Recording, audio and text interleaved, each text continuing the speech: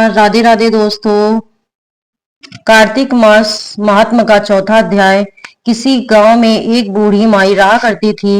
वह हमेशा कार्तिक के महीने में व्रत करती। जब उसका व्रत खोलने का समय होता तो उस समय भगवान कृष्ण आते और एक कटोरा खिचड़ी का रखकर चले जाते।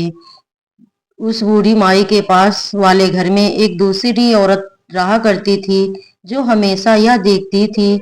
उसको बूढ़ी माई से बहुत जलन होती कि इसका तो कोई भी नहीं है, फिर भी इसे खाने के लिए खिचड़ी मिल जाती है। एक दिन कार्तिक के महीने में स्नान करने के बाद वह बूढ़ी माई गंगा जी में गई और उसके जाने के बाद भगवान श्री कृष्ण ने उसके लिए खिचड़ी का कटोरा उसके घर पर रख दिया। पड़ोसी ने देखा कि खिचड़ी का कटोरा रखा हुआ है और बूढ़ी माई घर पर नहीं है, तो उसने खिचड़ी का कटोरा उठाकर घर के पिछवाड़े फेंक दिया। जब बूढ़ी माई कार्तिक स्नान करके घर आ वापस आई तो देखा कि खिचड़ी का कटोरा नहीं मिला, तो वह फिर तो उस दिन भूखी ही रह गई। बूढ़ी माई बार बार एक ही बात दोहराती रही कि कहाँ गई मेरी खिचड़ी और कहाँ गया मेरा खिचड़ी का कटोरा। बूढ़ी माई तो हर दिन उस खिचड़ी के कटोरे से पहले भगवान कृष्ण को भोग लगाती, फिर खुद खाती। उस दिन बूढ़ी माई ने न खिचड़ी खाई और न श्री कृष्ण जी को भोग लगाया। बूढ़ी माई की पड़ोसन ने जहाँ खिचड़ी का कटोरा फेंका था वहां पर एक पौधा उगा। उसमें बहुत सुंदर दो फूल खिल गए। एक बार उस राज्य का राजा उस ओर से निकला तो उसने उन दोनों फूलों को देखा, तो उसने वह दोनों फूल तोड़ लिए और अपने महल में ले आया। महल में लौटकर उसने वह फूल अपने को दे दिए। रानी ने जब उन दोनों फूलों को सूंघा तो वह गर्भवती हो गई। कुछ समय के बाद रानी ने दो सुंदर पुत्रों को जन्म दिया। राजा के दोनों पुत्र वे राजकुमार जब बड़े हुए तो वह किसी से बोलते नहीं थे, लेकिन जब वह दोनों शिकार पर जाते तो रास्ते में वही बूढ़ी माई को उनको मिलती तो अब तक यही कहती थी कि कहाँ गई मेरी खिचड़ी और कहाँ गया मेरा खिचड़ी का कटोरा। उस बूढ़ी माई की बात सुनकर दोनों बालक कहते, हम तुम्हारी खिचड़ी और हम ही है तुम्हारा कटोरा। ऐसा हर बार होता। जब भी वे दोनों बालक शिकार पर जाते, जब भी बूढ़ी माई मिलती तो दोनों एक दूसरे के साथ मिलकर यही कहते।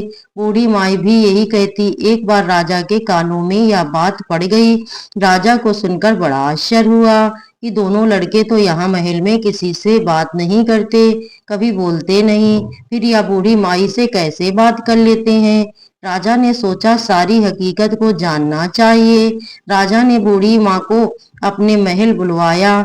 फिर कहा, बूढ़ी माई, हम में से तो यह दोनों किसी से भी नहीं बोलते, लेकिन हमने सुना है कि तुमसे यह दोनों बातें करते हैं। बूढ़ी माई कहने लगी कि महाराज, मुझे नहीं पता कि दोनों मुझसे क्यों बोलते हैं। मैं तो बस कार्तिक का व्रत किया करती थी और मेरे कृष्ण जी मुझे खिचड़ी का कटोरा भरकर दे जाते थे। एक दिन जब मैं गंगा स्नान करके वापस आई तो मुझे वह खिचड़ी का कटोरा नहीं मिला। बस मैं तब से यही कहने लगी, और कहाँ गई मेरी खिचड़ी और कहाँ गया मेरा खिचड़ी का कटोरा।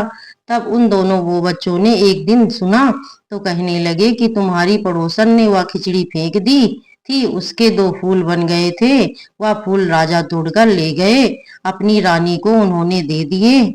जब रानी ने उन फूलों को सूंघा तो हम दो लड़कों का जन्म हुआ। हमें तो भगवान श्री कृष्ण ने आपके लिए ही भेजा है। सारी बात सुनकर राजा ने बूढ़ी माई को भी महल में ही रहने को कहा। कार्तिक महाराज, जैसे आपने बूढ़ी माई की बात सुनी वैसे ही कार्तिक का व्रत स्नान और दीपदान करने वाले सभी भक्तों की सुनना। जो कार्तिक स्नान या दीपदान ना कर पाए उन सभी भक्तों की भी आप रक्षा करना और सभी के दुख दूर करना। प्रेम से बोलिए कार्तिक महाराज की जय, श्री कृष्ण भगवान की जय।